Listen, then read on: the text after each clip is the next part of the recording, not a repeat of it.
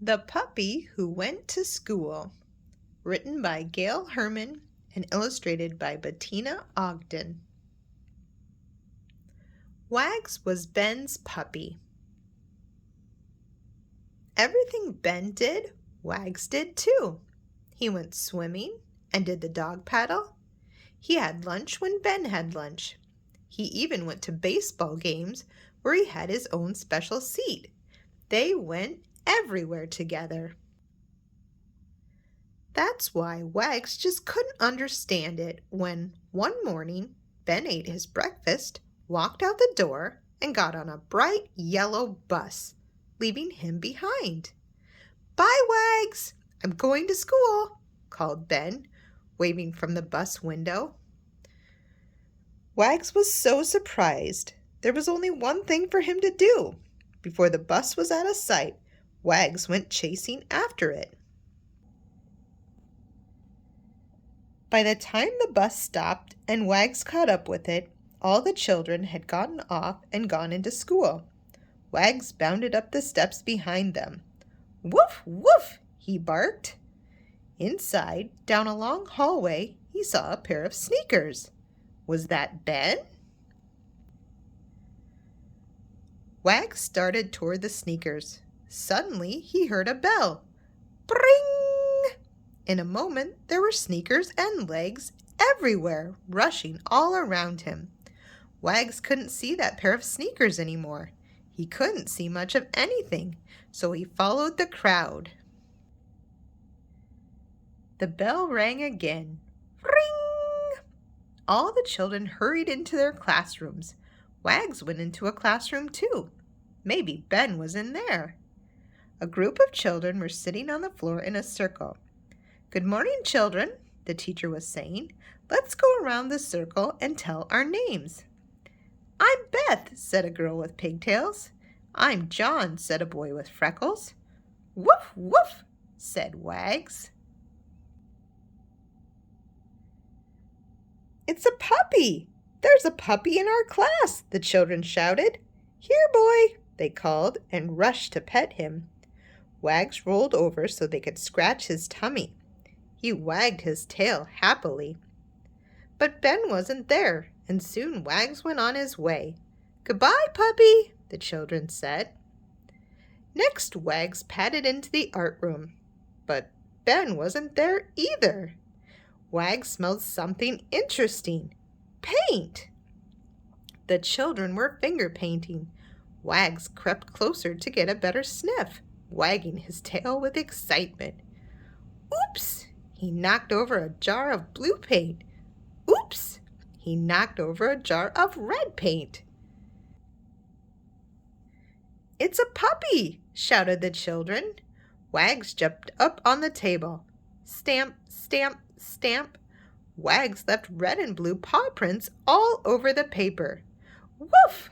Wags barked at his picture. All the children crowded around Wags. "He's paw painting," the children said to their teacher. "Can he make another picture?" But the teacher shook her head. "Come on, puppy," she said, shooing Wags into the hallway. "Go back home where you belong." But Wags couldn't go home yet. He ran through the school searching for Ben. "No running in the halls, please," called the principal as Wags skidded past her door. Then Wags noticed a water fountain. All that running had made him thirsty. He needed a drink. "Here, doggy, I'll help you," said a girl who was in the hallway. She lifted Wags up to the fountain and pressed the button. Whoosh! The water spouted up and Wags lapped at it happily. Just then the principal poked her head around the corner.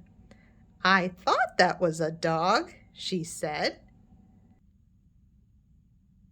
But before the principal could come any closer, Wags ran off down the hall, following his nose to the school cafeteria. What wonderful smells he smelled there. Wags jumped onto an empty seat and put his paws on the table. "Woof!" he barked.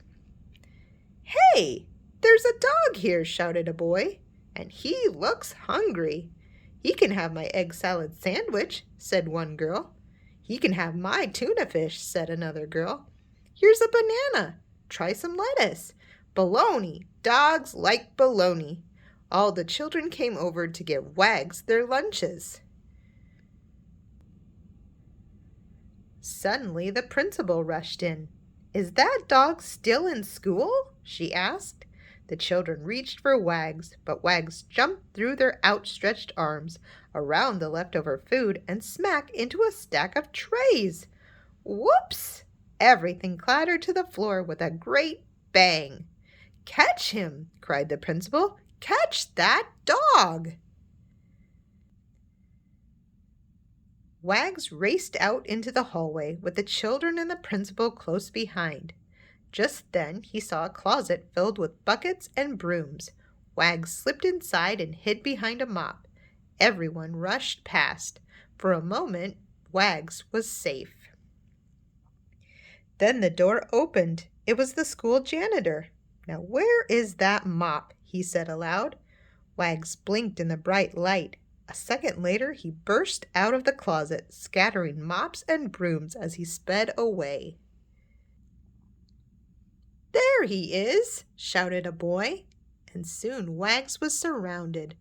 But then Wags felt someone lift him up, someone wearing sneakers that looked awfully familiar. It was Ben! "Wags, what are you doing in school?" cried Ben, hugging him close. "Woof, woof," said Wags. The principal let Ben take Wags back to his classroom for the rest of the day, and before anyone knew it, it was time to go home. After everyone said goodbye, the principal walked Ben and Wags to the bus stop. "There's one extra passenger today," she told the driver. And a few minutes later, the two friends were on their way home from school together. The end.